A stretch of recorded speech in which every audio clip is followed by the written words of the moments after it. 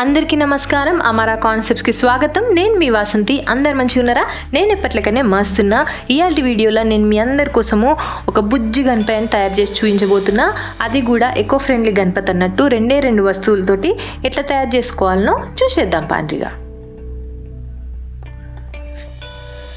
ఈడ నేను ఒక కప్పు పసుపు తీసుకున్నా. అదే కప్పు నిండా మైదా పిండి కూడా తీసేసుకున్నా. రెండు సేమ్ రేషియో అన్నట్టు. నీళ్ళేమో సరిపడిన నీళ్ళు తీసేసుకున్నా. ముందైతే ఒక బౌల్ తీసేసుకొని దాంట్లో ఫస్ట్ పసుపు వేస్తున్నా.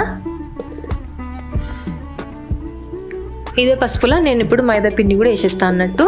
మైదా పిండి వేసుడు వల్ల ఏంది అని అంటే పగుళ్ళు రాకుండా మంచిగా స్మూత్గా వస్తుంది పిండి అనేది. గణపతిని కూడా మంచిగా తయారు చేసుకోవచ్చు అన్నట్టు. మైదా పిండికి బదులు కూడా శనగపిండిని కూడా వాడుకోవచ్చు. నేనైతే ఇక్కడ మైదా పిండిని వాడినా. ఇట్లా పిండి వేసినాక తర్వాత రెండింటిని మంచిగా కలుపుకోవాలి. ఇక్కడ కూడా మనకు కొంచెం తెల్లగా కనిపించద్దు. అట్లా మంచిగా కలుపుకున్నాక తర్వాత కొద్దిగా నీళ్ళు పోసేసుకొని సాఫ్ట్ డో ప్రిపేర్ చేసుకోవాలి. మరీ మెత్తగా కాదు, అట్లానే మరీ గట్టిగా కాదు. అట్లా తయారు చేసుకున్నాక తర్వాత చపాతీ పిండిలా తయారు చేసుకున్నాక తర్వాత ఒక అర్ధగంట పక్కన పెట్టేసుకోవాలి. ఇట్లా మనకు సాఫ్ట్గా తయారవుతుంది. దీన్ని చిన్న ముద్ద లెక్క డివైడ్ చేసుకోవాలి. ఇదేమో పీఠంకి, ఇది కాళ్ళకి, ఇవి రెండు ఒకటేమో పొట్ట భాగానికి, ఒకటేమో ఛాతికి, ఇవి రెండు చేతులకి, ఇది తల భాగానికి, ఇది తొండంకి, ఇవి రెండు చెవులకి, ఇది వచ్చేసి కిరీటంకి.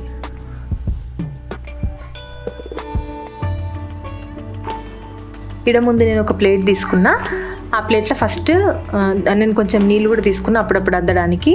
ఇప్పుడు ముందైతే ఈ ప్లేట్లో నేను ఫస్ట్ పీఠం తయారు చేస్తున్నా. ఆ పీఠం తయారు చేయడానికి ఒక ముద్ద తీసేసుకొని దాన్ని ప్లేట్ మీద పెట్టి అరచేతితోటి మంచిగా ప్రెస్ చేయాలి. అట్లా ప్రెస్ చేసడం వల్ల మంచిగా ఇట్లా ఫ్లాట్గా అయిపోయి మనకు పీఠం లాగా తయారైపోతుంది అన్నట్టు.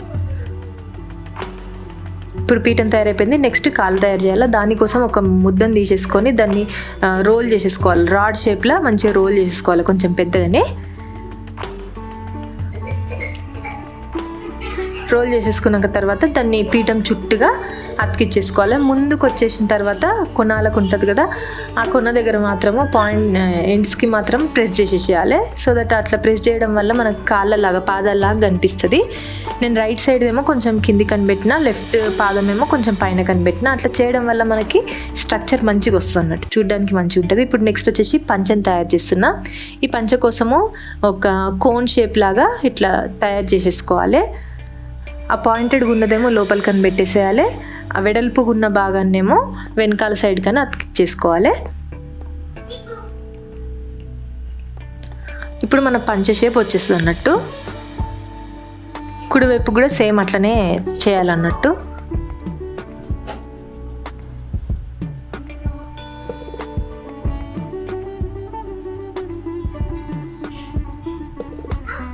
ఇప్పుడు పంచ రెడీ అయిపోయింది. నెక్స్ట్ పొట్ట భాగం. దానికోసం ఒక పెద్ద ముద్ద రౌండ్గా తీసేసుకొని ఆ కాళ్ళ మీద పెట్టేసుకోవాలి. కొంచెం వాటర్ పెట్టేసుకొని ఆ వెనకాల వైపు బాగా అతికిచ్చేసుకోవాలన్నట్టు. ఆ కాళ్ళని ఉన్న ఆ పొట్ట భాగాన్ని మంచిగా అతికిచ్చేసుకోవాలి. ఇప్పుడు నెక్స్ట్ చెస్ట్ భాగం. దానికోసము కొంచెం ఓవల్ షేప్లో తీసుకోవాలి పిండి ముద్దను. కొంచెం పొట్ట కన్నా తక్కువ పిండి ముద్దను తీసుకొని ఓవల్ షేప్ చేసేసుకొని ఆ పొట్ట భాగం పైన కొంచెం వాటర్ అద్దుకొని అతికిచ్చేసుకోవాలి. ఇట్లా అతుకున్న తర్వాత మంచిగా ప్రెస్ చేయాలి. వెనకాల సైడ్స్కి మంచిగా ప్రెస్ చేయాలి, లేకపోతే ఊడిపోయే ఛాన్స్ ఉంటుంది కాబట్టి మంచి ప్రెస్ చేసేసుకోవాలి.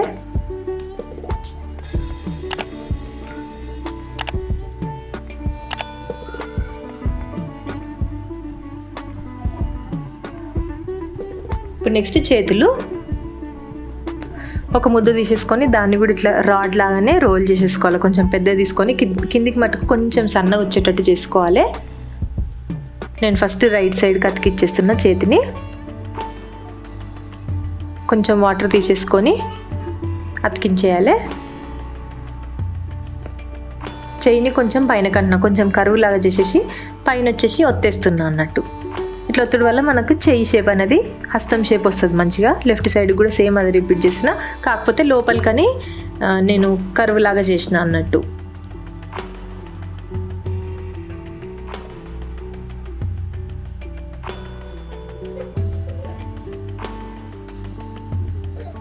చేతి కూడా రెడీ అయిపోయింది. ఇప్పుడు నెక్స్ట్ వచ్చేసి తల భాగము.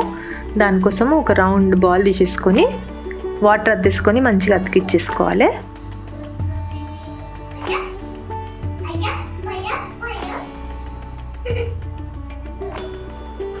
ఇప్పుడు నెక్స్ట్ చెవులు 2 చిన్న ముద్దలు తీసేసుకొని కొంచెం ప్రెస్ చేసేసి అటు సైడ్ ఇటు సైడ్ 2 వైపులా చెవులు పెట్టేసుకోవాలి, అతికిచ్చేసుకోవాలి తల భాగానికి. ఇట్లా అతికించినాక తర్వాత కొంచెం వినాయకుని చెవులు డిఫరెంట్గా ఉంటాయి కాబట్టి పైన వైపుకి కొంచెం పాయింటెడ్గా చేసేసుకోవాలి. అప్పుడు పర్ఫెక్ట్గా వినాయకుని చెవుల షేప్ మనకు వచ్చేస్తుంది.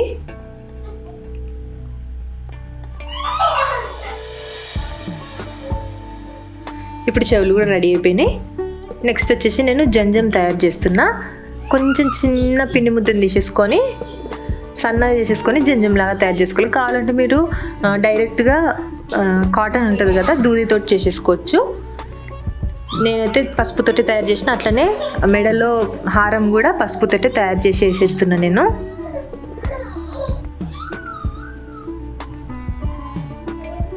నెక్స్ట్ వచ్చేసి తొండం పెడుతున్నా నేను. ఆ తొండానికి ముందు వైపులా నేను కొంచెం ఆబ్లిక్గా చేసేసి పైననేమో లావుగా కిందనేమో సన్నగా చేసేసి నేను అతికిచ్చేస్తున్నా. ఇక్కడ కనిపిస్తుంది కదా, ఇట్లా అతికిచ్చేసుకోవాలి. మొత్తం ఫేస్ కలిసేటట్టు వాటర్ తోటి మొత్తం అద్దేసుకోవాలి. అట్లా మనం వాటర్తో చేస్తే ఏంటంటే ఫేస్లో కలిసిపోతుంది. తర్వాత ఆ ట్రంక్ను కూడా కొంచెం ఇట్లా కర్వ్లా చేసేసుకుంటే మనకు పర్ఫెక్ట్ షేప్ అనేది వచ్చేస్తుంది. ఇప్పుడు నెక్స్ట్ చేతుల కాళ్ళు బోసిగా ఉన్నాయి కాబట్టి కొంచెం ఏమంటే ఆర్నమెంట్స్ ఆభరణాలలాగా తయారు చేస్తున్నాను నేను చేతులకి కాళ్ళకి ఇదే పిండి ముద్దతోటి.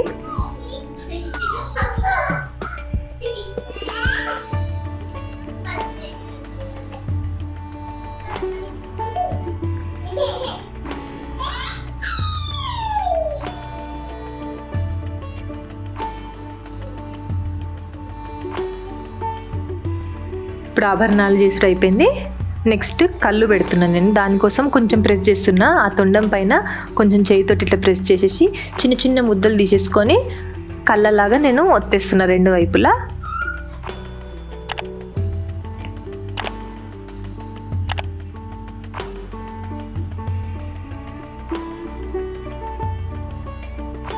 ఇప్పుడు నెక్స్ట్ నేను కిరీటం తయారు చేస్తున్నా. దానికోసం సేమ్ కొంచెం పిండి ముద్దను తీసేసుకొని రాడ్ లాగా తయారు చేసేసి ఆ తలపైన పెట్టేసిన.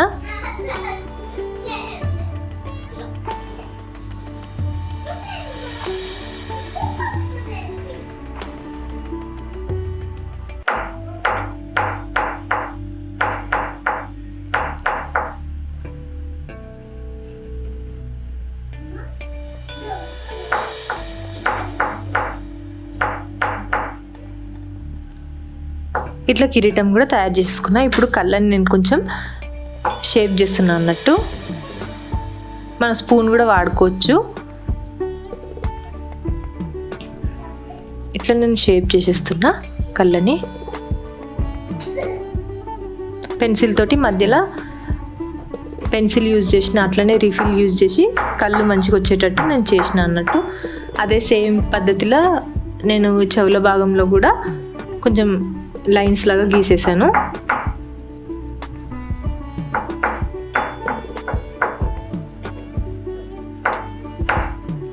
పంచకి ఆభరణాలకి అన్నిటికీ కూడా నేను ఒక్కొక్క లైన్ గీసేస్తున్నాను, మధ్యలో గీసేస్తున్నా.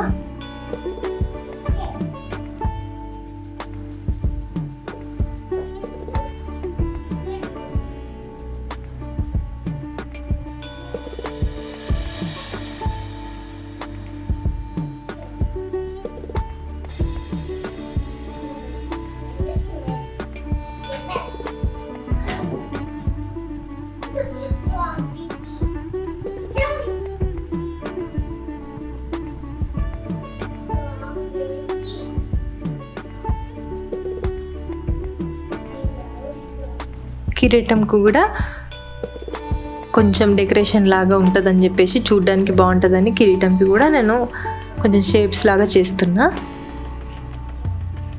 పొట్ట భాగం దగ్గర కూడా అంతే.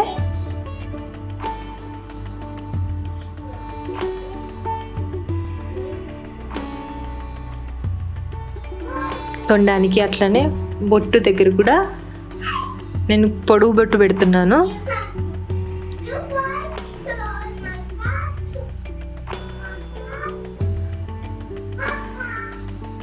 ఇప్పుడు రీఫిల్ వెనుక బాగుంటుంది కదా, దాంతో నేను ఒత్తేస్తున్నా.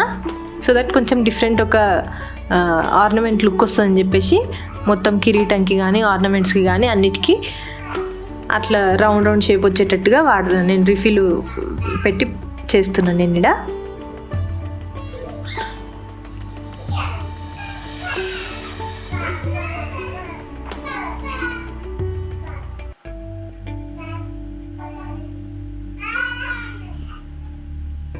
అట్లనే చేతులకు కాళ్ళకి కొంచెం వేళ్ళలాగా కనిపించడానికని ఒత్తేస్తున్నా, నేను లైన్స్ లాగా పెట్టేస్తున్నా. నాభిని కూడా నేను పెన్సిల్ తోటి ఇట్లా పెన్సిల్ పాయింట్ తోటి వచ్చేస్తే నాభిలాగా కనిపిస్తుంది. ఇక్కడ నేను ఆవాలు కళ్ళ మధ్యలో పెట్టిన.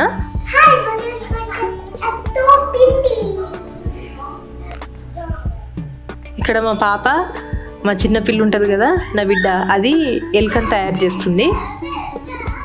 ఎలుకని అట్లనే మన ఉండ్రాలు ఉంటాయి కదా అవి పెట్టడానికి ఒక ప్లేట్ లెక్క తయారు చేస్తుంది అన్నట్టు ఈడ.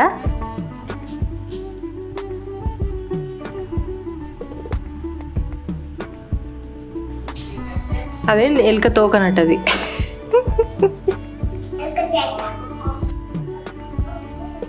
అంత దొడ్డుగా వేసింది ఎలుక తోకని.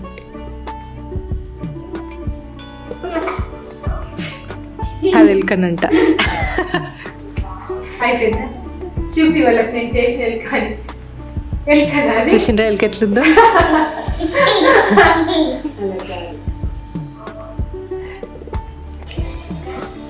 అయితే నేను ఈడ ఎలుకని తయారు చేస్తున్నా. కొంచెం ముద్దను తీసేసుకొని ఇట్లా తెసుకుంటే ఎలుక తయారైపోతుంది. దానికి నేను తోకను కూడా పెట్టేస్తున్నా.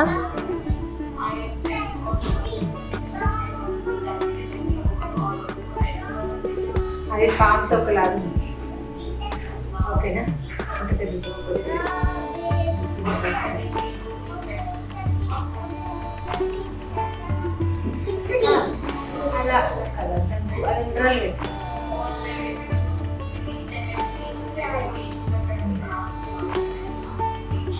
నా బిడ్డ ఇప్పుడు ఈ ఎలుక కళ్ళు పెడుతుందట మిరియాలతోటి. అక్కడ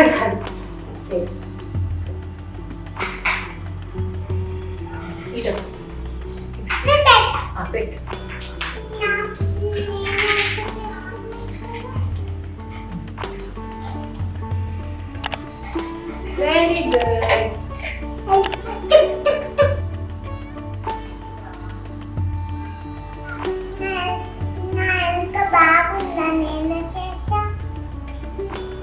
మా బుజ్జ వినాయకుడు చాలా బాగున్నాడు.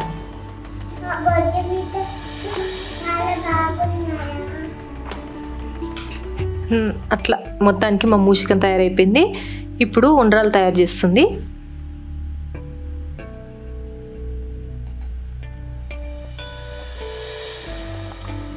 నా చిన్న బిడ్డ కూడా ఎంటర్ అయిపోయింది. ఇద్దరు కలిసి నానా తతంగాలు చేసిండ్రు.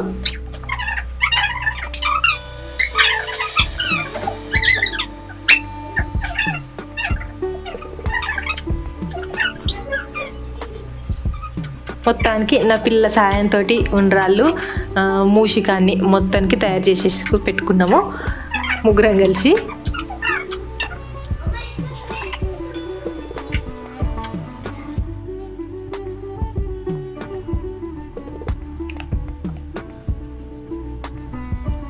ఇప్పుడు డెకరేషన్ చేస్తున్నా. కొంచెం నేను ఇక్కడ వైట్ కలర్ ఉంటుంది కదా, బొట్లు ఉంటాయి కదా, దాంతో వైట్ కలర్ నామానికి వైట్ కలర్ పెట్టేసిన. అట్లనే జంజంకి కూడా వైట్ కలరే వాడుతున్నా.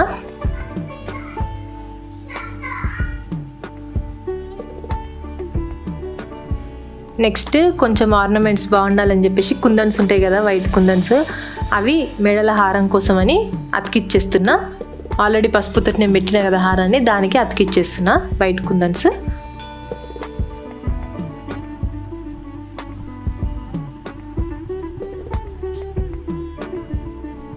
నెక్స్ట్ కిరీటానికి మధ్యలో ఒక పెద్ద పూస పెట్టిన.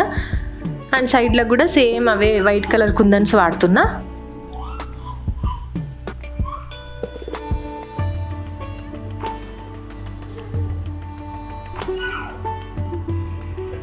ఎంత ముద్దుగా ఉన్నాడు కదా మన గణపయ్య.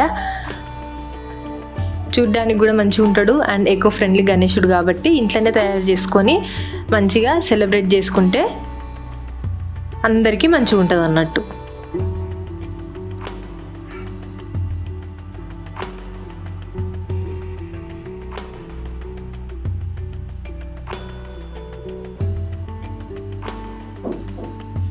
కిరీటం కూడా తయారైపోయింది. మధ్యలో పెట్టాలి కదా, మర్చిపోయినా. మధ్యలో కూడా సేమ్ అవే కుందన్స్ పెడుతున్నా నేను.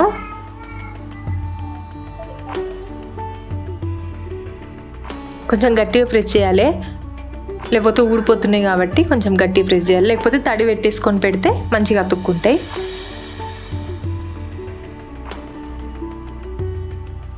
మధ్యలో పూస పెట్టిన, అట్లనే పైన కింద రెడ్ కలర్ కుందన్స్ పెట్టిన. ఇప్పుడు పక్కకు ఒక ప్లేట్ పెట్టి అందులో ఉండ్రాలు పెడుతున్నా. ఈ ఉండ్రాలను మైదా పిండితోటి తయారు చేసిన నేను.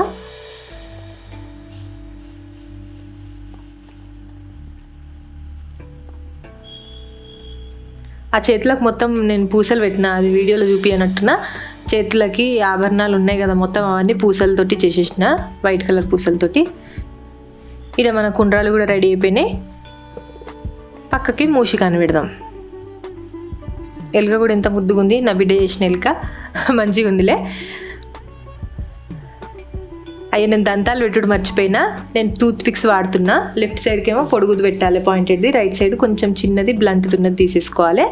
సో మన దంతాలు కూడా రెడీ అయిపోయినాయి. మొత్తానికైతే మన గణపతి బొజ్జ గణపయ్య రెడీ అయిపోయింది. అబ్బా చూడండి ఎంత మంచిగా ఉన్నాడో, ఎంత ముద్దుగా ఉన్నాడో. చూడ్డానికి కూడా అసలు ఎంత బాగున్నాడో.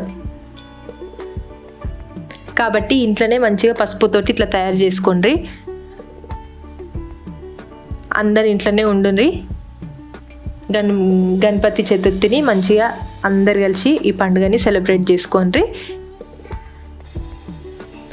అందరికీ హ్యాపీ వినాయక చవితి నేను ముందుగానే చెప్పేస్తున్నా.